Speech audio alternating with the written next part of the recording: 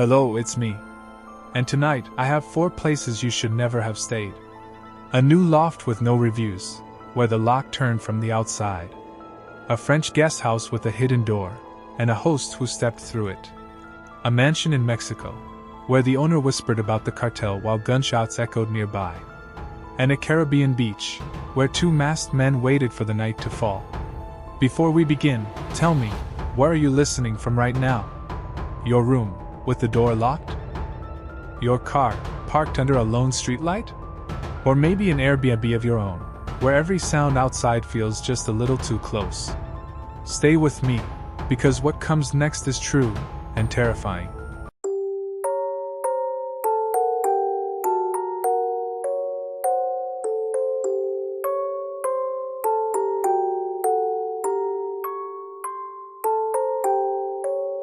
The wrong key.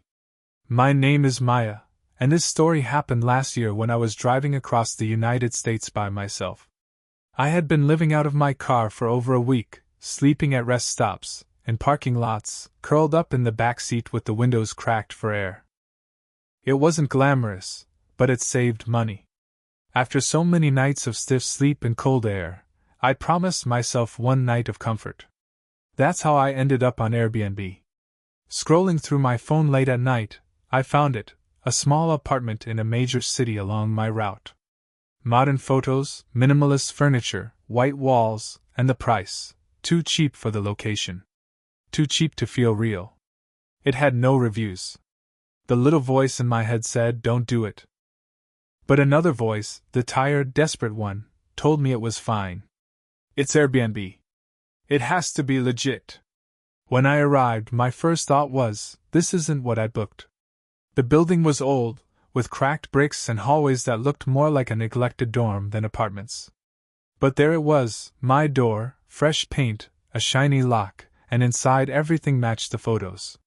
New couch, clean sheets, a faint smell of fresh paint. It felt out of place, like someone had dropped a showroom into a condemned building. The first 2 nights passed quietly. I made sure to lock everything, deadbolt, knob, chain. As a woman traveling alone, you don't take chances. I didn't go out after dark, I didn't tell anyone my exact location, and I double-checked every window before bed. But on the 3rd day, everything changed. I'd come back from a morning out, showered, and was changing clothes in the living room, the TV murmuring in the background. My suitcase lay open on the couch. That's when I heard it. The scrape of metal in the lock. At first, my brain rejected it. Maybe it was the neighbors. Maybe sound carried through the thin walls. But then came the slow, deliberate turn of a key. The handle pressed down. The door opened. Only the chain caught it, keeping it from swinging wide. A narrow gap yawned between me and the dark hallway outside. I froze, half-dressed, staring at the inch of empty space. Whoever it was, silent, patient, was on the other side. My throat worked before words came out. "Excuse me?" The door slammed shut. Footsteps retreated. Silence. I locked everything again with trembling hands and slid down against the wood, my heart pounding so loud I thought the whole building could hear it. I called the host. Her name was Olivia. She answered on the 2nd ring, cheerful, too calm for what I just told her. "No one else has keys," she swore. "Only me." "Only you?" When I pressed her, she added, "Well, maybe the previous owners? I only bought the place 6 months ago. It used to sit empty." Her solution was to come over with a locksmith. Within an hour, she arrived, smiling nervously, a stranger with tools trailing behind her. They changed the locks, handed me new keys. She kept saying, "Don't worry. It won't happen again." But I couldn't stop replaying it in my head. What were the odds that someone tried the door in the exact 10 minutes I was home? Did they know I was inside? Were they watching me from somewhere in that dark, crumbling hallway? That night I dragged my suitcase in front of the door. I tested the new chain until my fingers hurt. Every sound outside became a warning: footsteps above, pipes clanging, someone coughing in the stairwell. At 3:12 a.m. My phone lit up with a motion alert. I'd left my phone's camera running via a security app, pointed at the door. My stomach dropped as I stared at the notification. I crept to the peephole. Nothing. Just silence. But as I pressed my palm against the wood, I felt it, a faint vibration, like someone testing the handle, slowly, carefully. Then the smell hit me, stale cigarette smoke leaking under the door. The knob rattled once. Twice. Then footsteps faded down the stairwell, swallowed by the building. I stayed awake until dawn, suitcase still pressed against the door, every muscle locked tight. When morning finally came, I packed my things. I didn't leave a review. I didn't complain again. I simply left. Because I understood something then, words wouldn't protect me. Reviews don't warn you about footsteps in the night, or the smell of smoke creeping under your door. Some places don't need bad reviews. Their silence is review enough. And I know this, if I hadn't used the chain, that night wouldn't have ended with silence. But stay with me. Because the next story takes us to the south of France, to a guest house with a locked connecting door. A door the host swore was sealed. Until the night it opened, and he stepped inside. Are you sure you want to keep listening? The worst part is, it wasn't locked at all.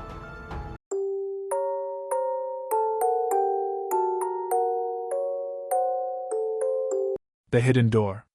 My name is Clara, and what happened to me still follows me into every hotel room, every rented flat, every door I lock before bed. It was winter in the south of France. I had flown in last minute to visit family, but I didn't want to stay with them. I needed my own space, my own privacy. Hotels were expensive, so I chose an Airbnb. The photos made it look perfect, a small garden flat with its own entrance, quiet, affordable, just steps from where my relatives lived. The host's name was Luke. He was late to meet me, almost an hour. When he finally arrived, he laughed it off, saying he'd been drinking with friends in another town, and sped home on his motorcycle while still a little tipsy. He half-joked. Don't mention that in your review. I smiled thinly. A red flag ignored. The flat was below street level. To get to it, I had to walk down a stone stairway into the garden. It wasn't quite a basement. There were windows, but high and narrow, showing nothing but people's feet as they walked past. Inside was old but serviceable. Then Luke showed me the door. It was near the bedroom, painted the same color as the wall. That's locked, he said casually. It leads to my part of the house. Nothing you need there. I nodded, but unease prickled at my skin. I wanted distance between myself and him. Instead, we were separated only by a single door. That night, I unpacked, trying to ignore the presence above me, his footsteps on the floorboards, faint laughter from his TV. I kept telling myself, it's fine, it's just a door, it's locked. Hours later, sitting on the bed, I heard it. A knock. My name. Clara? Before I could even rise, the metallic click of a key turning. The knob turned. The door opened. Luke stepped in, smiling as if it were nothing. I think I left my phone down here, he said quickly, eyes scanning the room, not me. Mind if I check? He wandered through the small space, glancing at my open suitcase, the couch, the kitchen counter. There was no phone. He talked too much, asking if I'd had dinner, if I needed anything, if everything was comfortable. His voice was too fast, too friendly. Finally, he said sorry, and left, closing the door behind him. My heart was racing. I stared at the door, at the keyhole glinting in the dim light. If he could open it once, he could open it again. Then I noticed the chairs. 2 wooden chairs in the corner. On one of them, lengths of rope were tied around the armrests. Not repair ropes. Not decoration. Loops loose, waiting. My breath caught. Why would there be ropes on a chair in a guest flat? I dragged both chairs in front of the door, trying to wedge them like a barricade. But the door opened inward toward me. The chairs shifted easily when I pushed. They wouldn't stop him. At best, they'd give me a warning if he tried again. I called my brother. My voice shook so badly he asked if I was crying. Stay awake, he told me. I'll come get you. He lived 30 minutes away.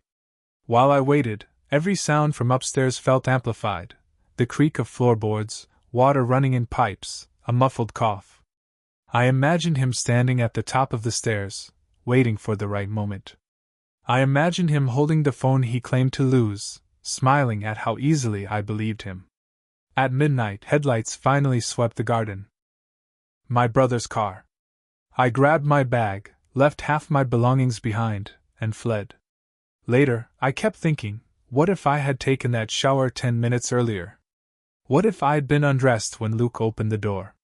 What if the ropes on that chair weren't leftover trash but something he meant to use? I'll never know. I only know that door wasn't locked at all. But don't look away yet. Because if you thought a drunk host with a hidden door was bad, wait until you hear about the couple in Mexico who welcomed their guests with dinner, laughter, and a story about how he once worked for the cartel. And when the gunshots started outside, his calm reply was worse than the bullets. Stay close. The next story will chill you even deeper.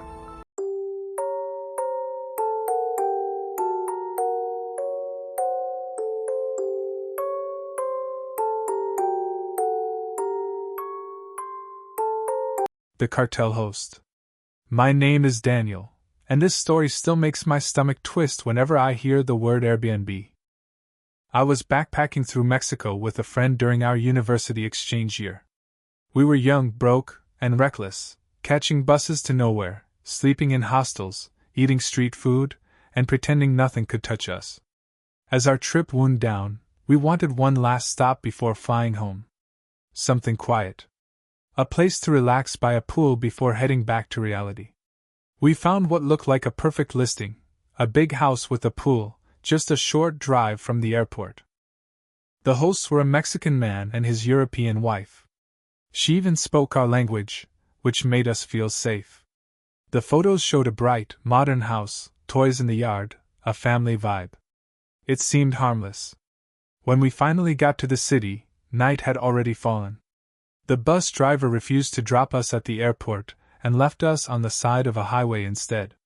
We stood there with our backpacks, surrounded by buzzing insects and the roar of passing trucks. No street lights. No taxis. Just darkness. I called the host. The husband said he'd come get us. 10 minutes later, a beat-up car pulled up with its headlights off. The driver was heavy-set, scarred, with eyes that didn't blink enough. He barely spoke, just waved us into the back seat. Every instinct screamed, "Don't get in." But what choice did we have? The drive was long, the paved road giving way to gravel. We passed enormous mansions hidden behind high walls topped with razor wire. Dogs barked, shadows moved behind gates. It felt less like a neighborhood and more like a fortress. At the house, the wife greeted us warmly. She had cooked dinner, smiling, chatting, making jokes in our native language. The husband sat in silence, watching us eat. His stare was heavy, unblinking. We told ourselves to relax. After all, it was only a short stay before our flight home. The next day, the heat was suffocating. Sweat clung to our skin before noon. Instead of spending the final hours by the pool, we went into town to see a few tourist sites. We kept telling ourselves everything was normal. By the time we came back, darkness had already settled over the fields. The air smelled of rain and gasoline. We decided to take a quick swim in the pool to cool off. The wife joined us, laughing, asking endless questions. She was almost too friendly, her smile stretched thin. My friend, trying to be polite, asked how they could afford such a huge house when they claimed to have simple jobs. The wife hesitated. Then she smiled and said her husband was handy. He had built much of it himself. But her voice faltered, and she added, half joking, "He grew up in the streets. He knows how to survive." The husband looked up from his chair for the first time all evening. His voice was calm, almost bored. "When I was 16, he said, I killed men for the cartel." The words landed like a stone dropped into deep water. He didn't smirk. He didn't laugh. He just went back to staring, like he'd said nothing unusual. The wife chuckled nervously, trying to change the subject. We froze, forcing weak smiles, pretending it was just a bad joke. But deep down we knew it wasn't. Moments later, the husband disappeared into the house. When he returned, he carried a brick of weed the size of a loaf of bread. He tore off chunks, rolled a joint as thick as my thumb, and offered it to us. We declined, pretending we were already too high. He watched us carefully, suspicion flickering in his eyes. Then the night split open with gunfire. Bang! Bang! Bang! Shots cracked through the darkness, too close, too many. The wife stiffened. "What are they shooting at?" she whispered. The husband leaned back in his chair, smoke curling from his lips. His answer was slow, chilling. "If it were serious," he said, "we'd hear screaming." Those words cut colder than the bullets. More shots rang out, even closer. The dogs barked wildly. The wife wrung her hands, whispering about going inside. The husband shrugged, as if nothing could touch him, or us. We excused ourselves as politely as we could, locked ourselves in the guest room, and barricaded the door with our backpacks. Neither of us slept. Every creak in the house made us flinch. Every bark of the dogs outside made us wonder if the shooters were coming closer. At dawn, we grabbed our things and left. The wife waved from the door, cheerful as if nothing had happened. The husband only stared, his eyes heavy and cold, like he knew something we didn't. At the airport, I was never so relieved to walk through metal detectors, to see guards, to stand in a crowd of strangers. I wanted noise, lights, people, anything but silence. Because the most terrifying thing wasn't the gunfire and the night. It was the calm voice of the man beside us, saying silence meant safety, when we both knew silence was only the prelude to screams. And if you think cartel confessions and midnight gunfire were terrifying, wait until you hear what happened on a small Caribbean island, where two women thought they had found paradise. A quiet beach. A peaceful Airbnb. Until masked men burst from the bushes with batons and rocks. And the screams came whether anyone wanted to hear them or not. Stay with me. The next story is the darkest yet.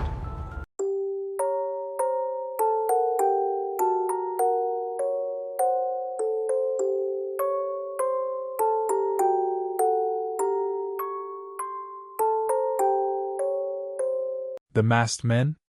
My name is Leah, and this happened in 2016, on a trip that was supposed to be the most beautiful escape of my life.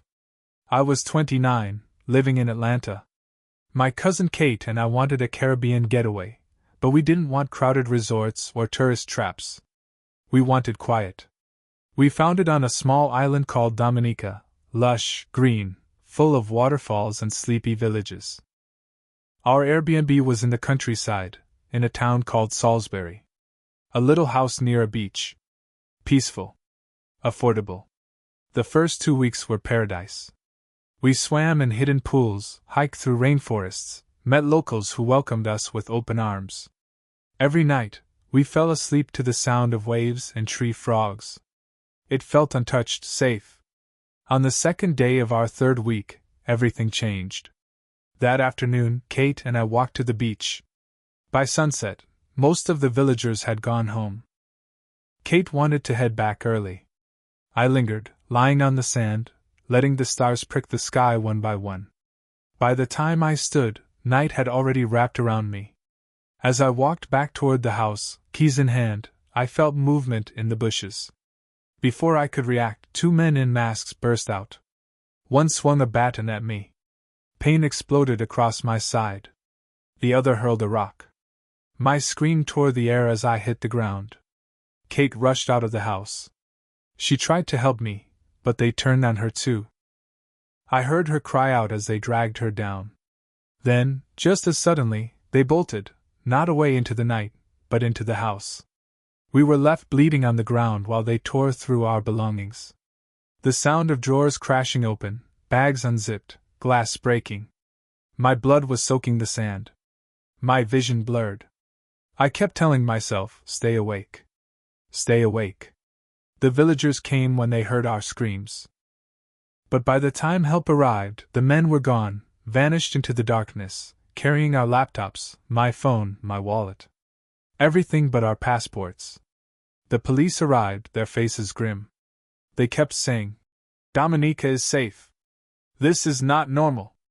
But it didn't matter. I was covered in blood, Kate's face was swollen, and both of us were shaking so hard we couldn't speak. The villagers drove us to the hospital in Rizzo. White walls, fluorescent lights, the smell of antiseptic. Nurses stitched wounds, checked for fractures. We spent nights in that hospital, listening to the cries of other patients, flinching every time a door opened. The police never found them. 2 masked men? 2 shadows. Out there still. Dominica remains beautiful. Part of me still loves it. But the island is scarred in my memory. Because when night fell, paradise turned into hell. And sometimes, the true horror isn't ghosts or shadows, it's people. People who wait, who watch, who strike when you're alone on the sand, holding nothing but your keys. That was the last story for tonight. 4 places where a trip turned into terror. A chain holding back a stranger's key. A door in France that was never really locked. A mansion in Mexico with cartel confessions. And a Caribbean beach where paradise ended in blood. But remember this. Sometimes a rented bed isn't safety at all. Sometimes the walls you trust belong to someone else. And sometimes the scariest part of traveling is realizing you were never alone behind that door. So tell me, if it happened to you, would you stay or run? Let me know in the comments. This was Tell Me What Happened. I'll see you in the next story.